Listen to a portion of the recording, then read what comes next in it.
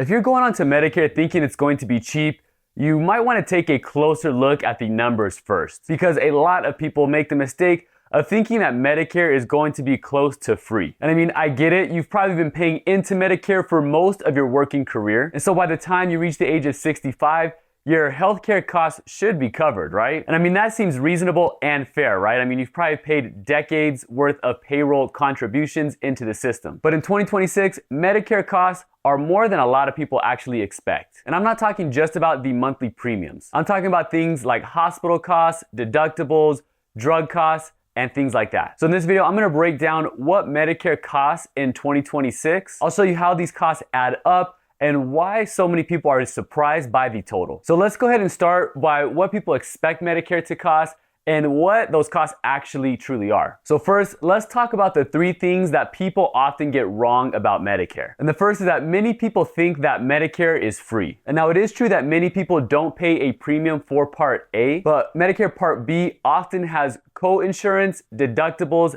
and monthly premiums. And all of those things have their own set of rules that they follow. Now, the next common mistake is a lot of people think that Medicare is just something you pay a monthly premium for. And I totally get that, because when you're working, what happens is your employer takes care of a lot of the complicated paperwork, so you don't have to. You may just see that deduction on your paycheck and boom, you have coverage. So that's what a lot of people are used to, and they assume that Medicare just works in the exact same way. But unfortunately, it doesn't work that way. And Medicare actually has a lot of different parts to it, and each part can have its own cost that works very differently. And the key to understanding your costs is understanding how these different parts work together, because Medicare isn't just one cost. Like I already mentioned, there's premiums, deductibles, coinsurance. The hospital costs often work differently than the regular medical costs. And on top of all that, you even have things like your drug costs. And the last common mistake I see people make here is that they just assume that the cost of Medicare stays the same every year. And unfortunately, they often do not. For example, in 2025,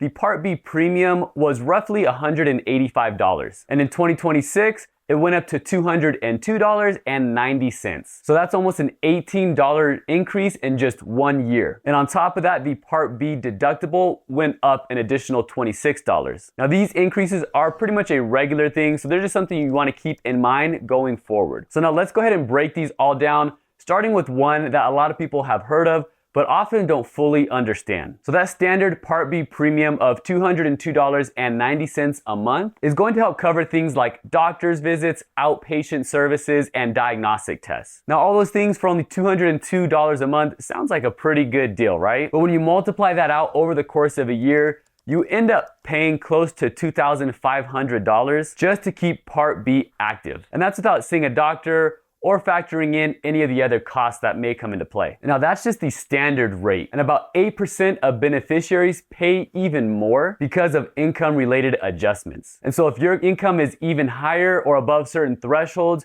you can end up paying close to $700 a month in premiums. And so that can be over $8,000 a year just in Part B premiums. And on top of your monthly premium, there's also the Part B deductible. Now in 2026, that amount is $283. And you're gonna pay that every year until Medicare kicks in and starts paying its share of the medical costs. So even before co-insurance or drug costs, you're already looking at roughly $3,000 that you're paying for the year. And that's something a lot of people on Medicare don't even consider or realize. And now this next part is something that surprises a lot of people, and that's hospital costs. So most people don't pay a monthly premium for Medicare Part A, and about 99% of beneficiaries get it premium free because of their work history. So this leads a lot of people to assume that the hospital side of their Medicare services are taken care of. But premium free doesn't always mean cost free. There are still several out-of-pocket costs that can hit hard if you ever do need a stay in the hospital. So if you do end up in the hospital,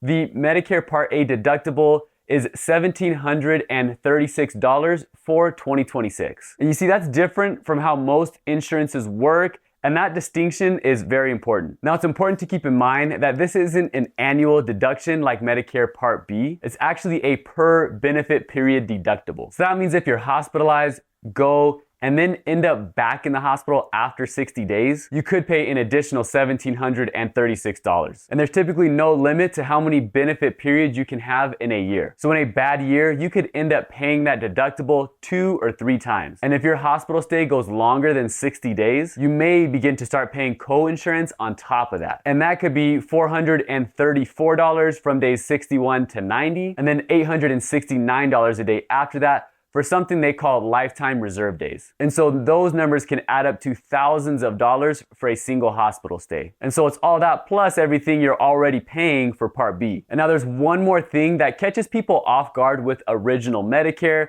and it might actually be the most important thing to understand. And that's that after you meet your Part B deductible, Medicare generally covers about 80% of the approved amount for covered services. And so you pay that 20%, which sounds pretty reasonable, right? But now here's the problem. Under original Medicare, there's no yearly limit on how much you pay out of pocket. So many people are used to health insurance plans that cap their spending at a certain amount. So you hit a certain amount and then the insurance covers everything after that. But original Medicare doesn't work that way. And that 20% keeps going no matter how high the bills get. And so there's really no safety net built into original Medicare to stop those costs from climbing. So if you need expensive treatments, ongoing specialist care, or high cost medical equipment, you can see that 20% stacks up pretty fast. So this is one of the main reasons that people add a Medigap plan, also known as a Medicare Supplement plan, or opt for a Medicare Advantage plan, as these plans often put some kind of cap or ceiling on what a person can expect to pay in a given year. And another area where costs can really stack up is with prescription drugs. You see, Medicare Part D covers your prescription drugs, but it also comes with its own set of costs. Now, Part D premiums typically vary by plan, so there's no single monthly price that applies to everyone. Your premium largely depends on which plan you choose, the drugs you take, and where you live. And plans can charge a deductible of up to $615 before they start covering your medications. But with that being said, there is some good news. Starting in 2026, once your out-of-pocket spending on covered Part D drugs reaches $2,100,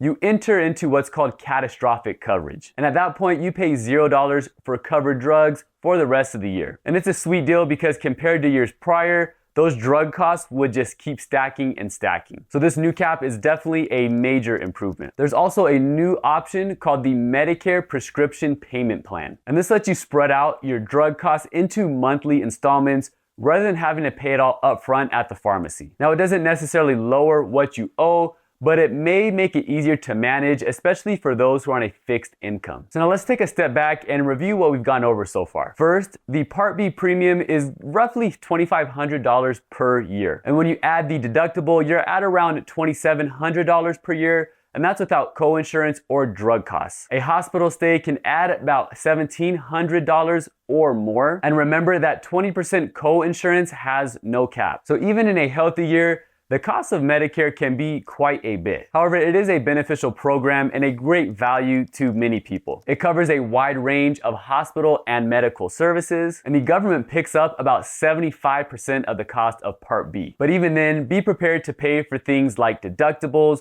coinsurance, premiums, drugs, and things like that. And depending on how much you see your doctor or how much you receive medical services, can really impact how much you will pay in a given year. Now, if you're on a plan that you're unsatisfied with, or you're just curious about whether or not you can switch plans and when you can switch plans, watch this next video right here as I go over what you can do if you missed your enrollment deadline, what your options are, and whether or not you may be able to switch plans even in the middle of the year.